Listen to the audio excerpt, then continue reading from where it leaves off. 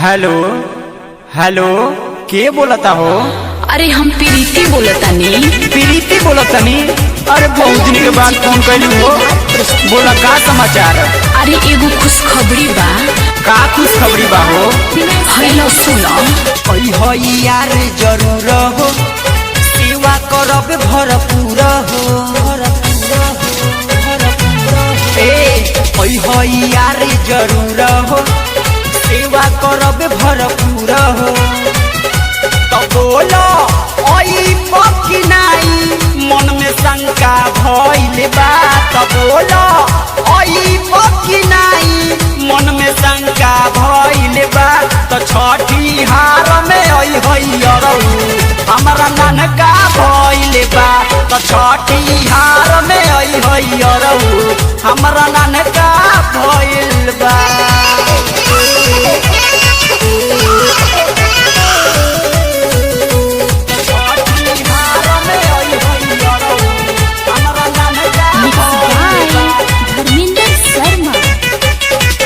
मौसी के लइका हई, कहती ह पूछी कोई, तो बेरऊ नाही भतरू के सक होई। मौसी के लइका हई, कहती ह पूछी कोई, तो बेरऊ नाही भतरू के सक होई।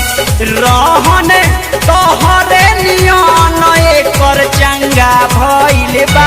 तो रहन तोहरे नियन एकर चंगा भइल बा। तो छठी हार में ओई होइयरौ, हमरा ननका भइल बा।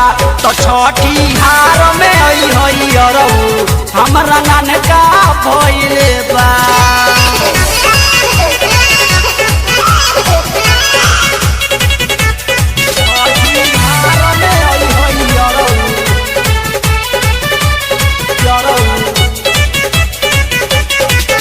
सैया शत्रुधन रहिए काम के हर बर में, मुँह देखे के बहाने मौली के अइह घर में। सैया शत्रुधन रहिए काम के हर बर में, मुँह देखे के बहाने अइह मौली के घर में।